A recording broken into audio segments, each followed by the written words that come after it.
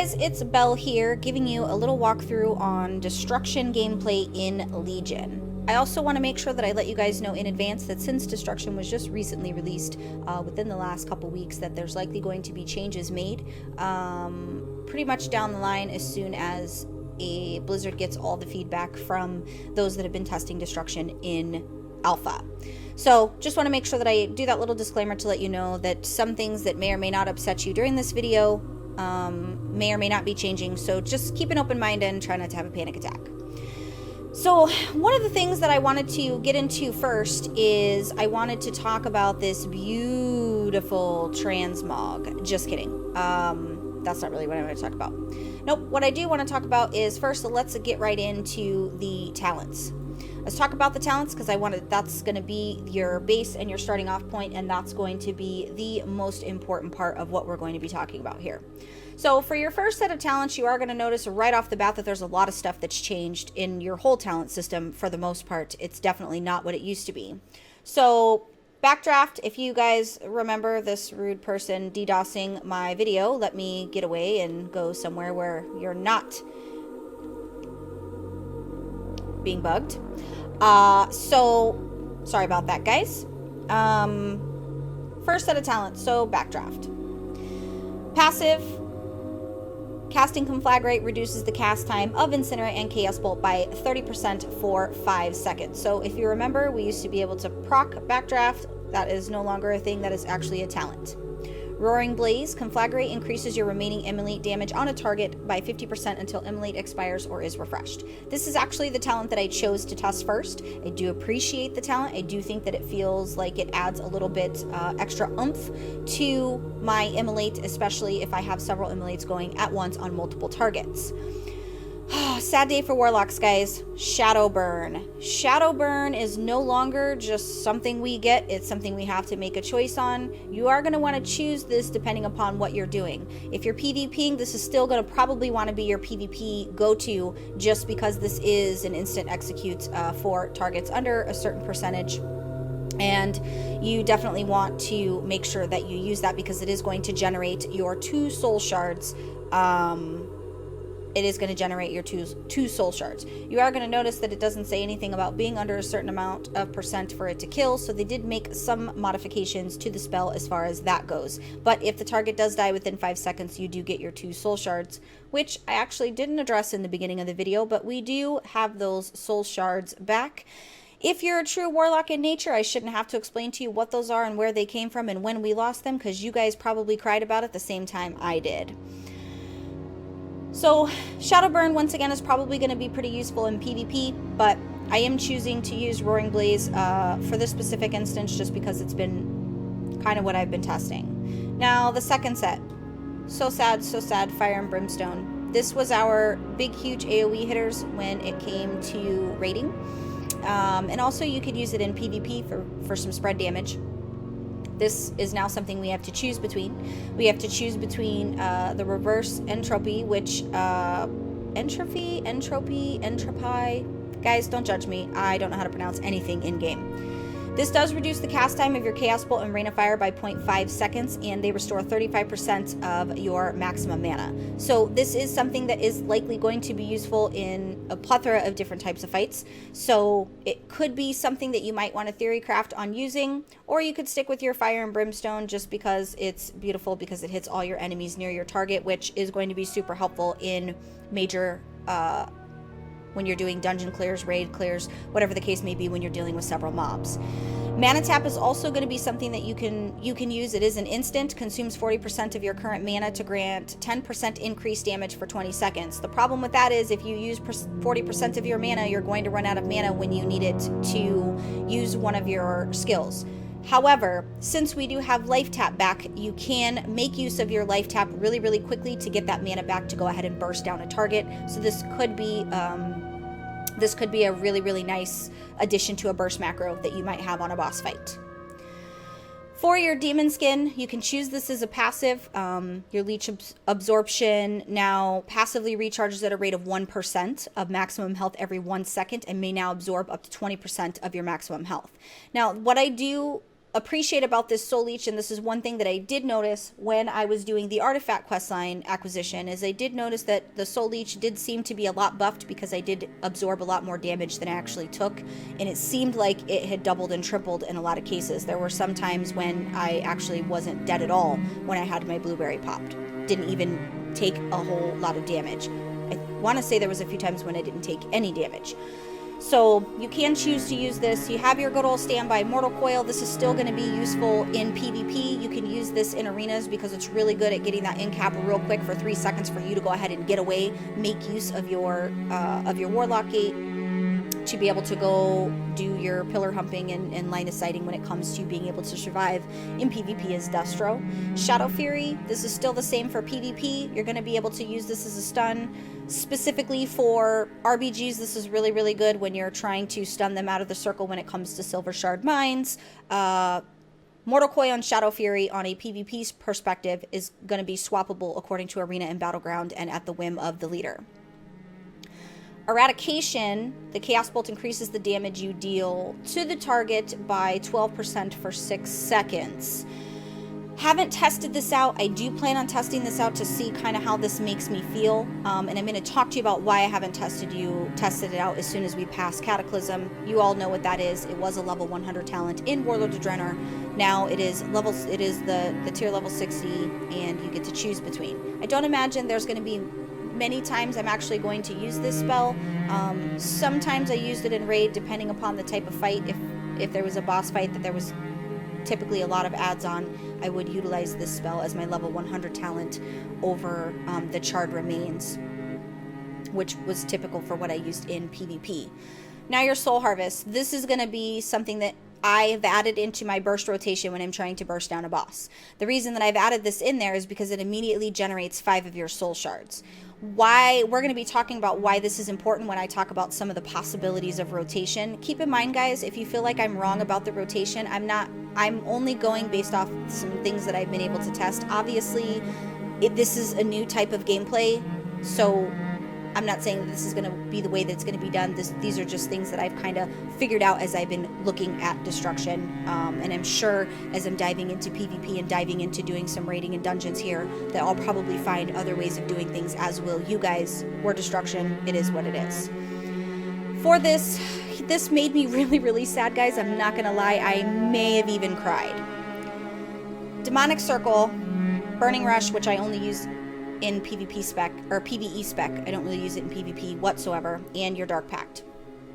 Dark Pact isn't really useful in a PvE situation, unless you're soloing, but it really isn't useful. I don't use it in PvE whatsoever. Some of you might use it, and that's okay. I use Dark Pact, obviously, for PvP because it is a bubble if I can't get a heal, or if my healer is, if my healer's being CC'd.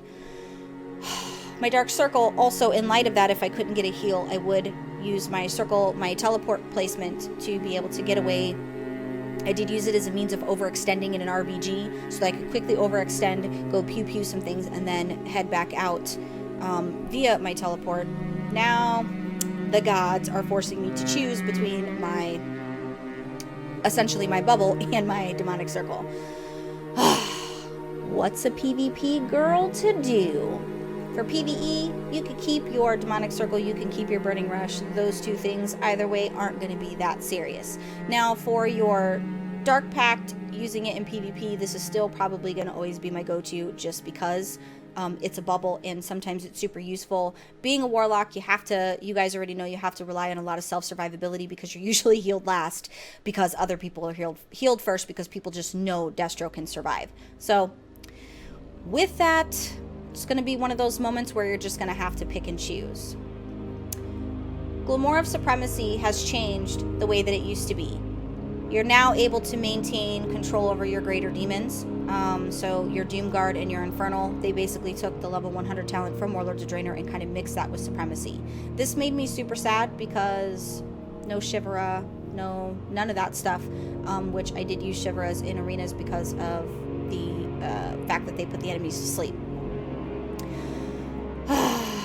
Lamar of Service, this is basically summons a second demon which fights for you for 25 seconds. Deals 100% increased damage. The demon, of course, will immediately use whatever its most, one of its special abilities and whatnot. I don't know any situations when this will be used to be 100% because I've never used it. The only reason I've never used it is just because it doesn't seem like it makes much sense to me for any of the things that I do. Perhaps you'll find a use for it. And then the Gloom of Sacrifice. Sacrifice your demon to gain demonic power, causing your spells to sometimes deal shadow damage to the target and other enemies within 8 yards. Lasts 1 hour or until you summon a demon. The only thing that I was not certain of is, I think when I did this, I typically use Sacrifice in PvP. The reason I do use Sacrifice in PvP is because you can command its ability. I don't see that I can command the ability. I don't know if this is intended. Once I sacrificed, it doesn't seem that I can actually use its ability. It's kind of weird. I don't know if that's intended. I do need to take to the forums about it because I'm not sure. PvP, I always sacrifice the Fell Hunter because then I could use the spell lock ability, which is an interrupt, and it's not usable. So I'm going to cry a little bit about that just because it was a really, really good utility for me in PvP. So I'm a little bit sad that that is no longer. Just is the way of the walk as it seems. Your Supremacy also, I'm just going to give you a little view of what your Blueberry, obviously, most of us know as Destruction. We use this. Look at how she's so ready to fight.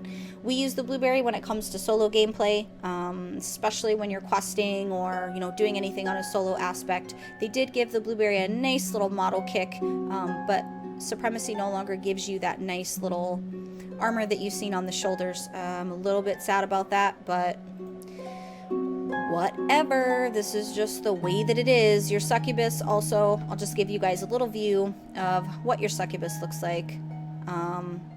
She's still sexy. It just is what it is. This is just her being all super sexy and stuff. And then I showed you the Fell Hunter, but I'll show you again. There's your Fell Hunter. Still beautiful. Still really, really creepy looking. And then you have your Imp. Let's talk about this for a minute. One of the things I was happy to see is I was happy to see the health funnel back.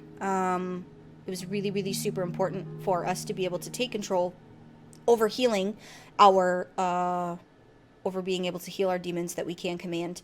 Ember Tap, prior to this, obviously healed your demon for a little bit, but you were forced to use that Ember Tap if you wanted to heal your demon, even though you didn't need it to heal yourself. So now we have the ability to be able to keep our demon alive. This is especially helpful when you're dealing with your Blueberry. It's super important to be able to heal your Blueberry when he's tanking for you. So you guys already know what that's all about. We got it back. Super excited that Blizzard did give us that back because it is something that I did miss. I think I got us a little bit off track. Let's talk about the final tier. Wreak Havoc. Havoc now lasts 20 seconds and has no cooldown. This is going to be crucial when it comes to your burst, and I'm going to tell you why. Obviously, Havoc is an integral part of a Destruction's rotation. This is true for PvE and for PvP, especially when you're dealing with multiple large health targets. These could be elites. These could be 2 players in an arena. You have 1 healer and then one of your major damage dealers that's killing off your healers. So much utility here when it comes to your Havoc ability for the dual Chaos Bolts. The reason that your Havoc is so important is because it causes your Chaos Bolt to split into 2. The reason that matters is because it doesn't split the damage of the Chaos Bolt. You get your full Chaos Bolt power going at both targets. So you're going to Havoc your target and you're going to Chaos Bolt the opposite target to make sure that your Havoc splits. Using this means it no longer has a cooldown. I want to talk about that rotation in just a minute, but that's going to be super important, especially when it comes to your soul harvest and using that appropriately. And I'm going to tell you guys how you can kind of do that.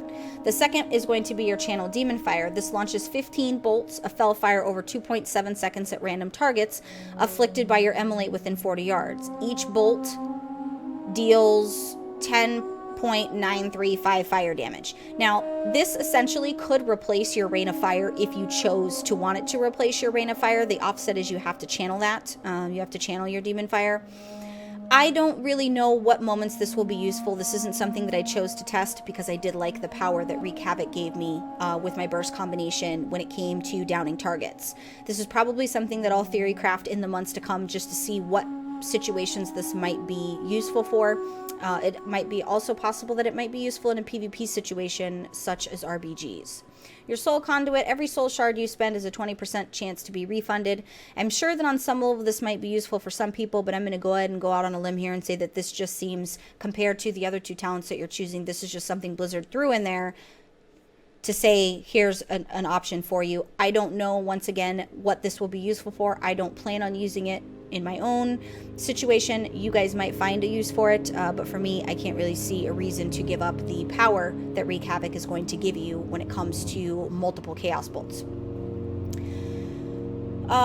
Your honor talents, we're going to get into this in a whole separate video when I break down PvP with destruction, because now is definitely not the time.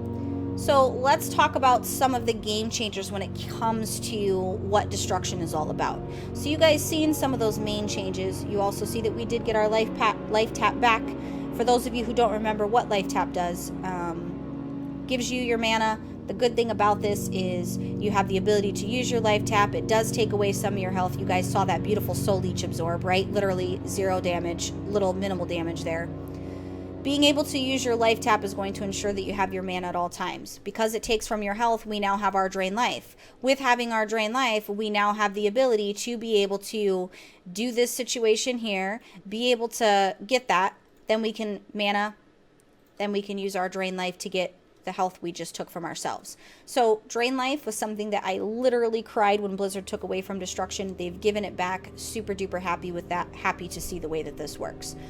Obviously, we still have our fear. It's still awesome. It's still great. Still wonderful. Happy to have it. So let's talk about our Immolate. So Immolate still does all the wonderful things. Does have a chance to generate a soul shard, and that chance is doubled upon a critical strike. So the only offset to your soul shards is it takes, for your Chaos Bolt, it takes 2 soul shards. So 2 whole soul shards, you have 5 in total. So for your burst, you're going to be able to get 2 Chaos Bolts out of that. You have your Conflagrate. This is integral. It generates our soul shards, and this is what we need to be able to do so. And then our Incinerate. This is also equally important, but for most of us Destro, we know that this is a filler spell. So obviously for your rotation, 99% of the time, you're going to remember there's no Dark Soul, guys. Dark Soul is gone. With Dark Soul being gone, obviously Soul Harvest is pretty much the same icon, which I got excited and then sad when I realized it was gone. So Immolate is always going to be super, super duper important for your rotation because the Immolate needs to be ticking on that target. Once you do your Immolate, you're going to want to continue with your 2 Conflagrates because that's going to generate your soul shards, and then you want to do your filler spells for that as well. Want to pop another Immolate on the target. Now, I want to talk about what it looks like when you have your soul shards, because I want to talk about the importance of the burst.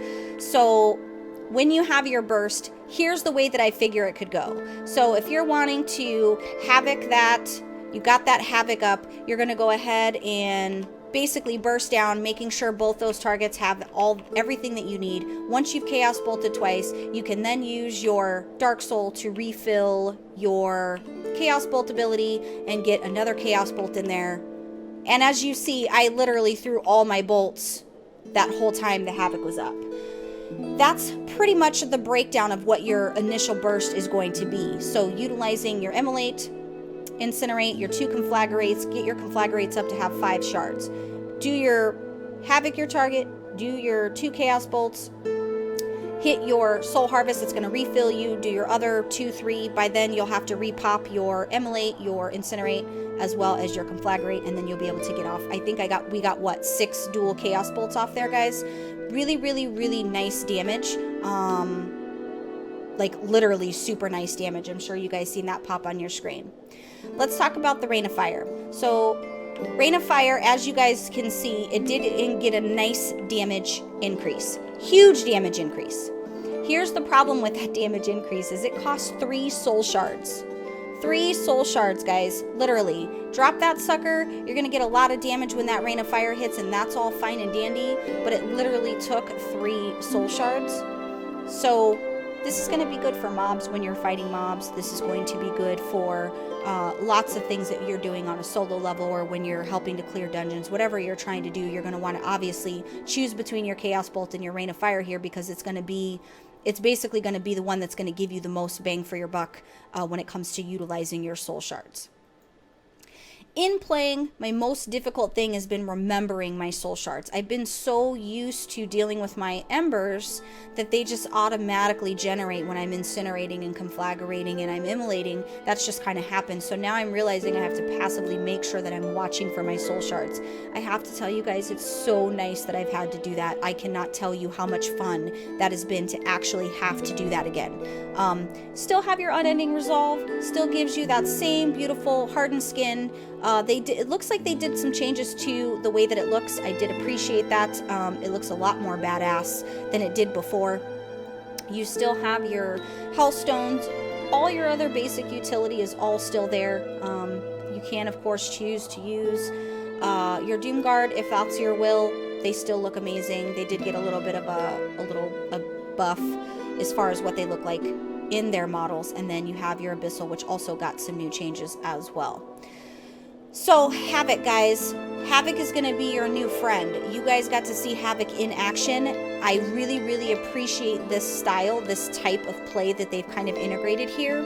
So your Havoc with your Soul Harvest, I think, is going to be money as far as adding that into your rotation with, of course, your Fear for PvP, stuff like that. 99% of this, guys, is going to be PvE because I haven't had a chance to dive into the PvP. I will be making a whole separate video on my take about it. Obviously, there's lots of videos going around about Destruction and Legion. It's nice to have a plethora of information and different takes from different people.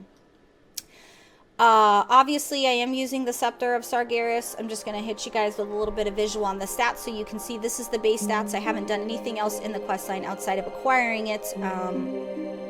They give it to you on a level 110 when you roll it, but on my level 100, I did already acquire that.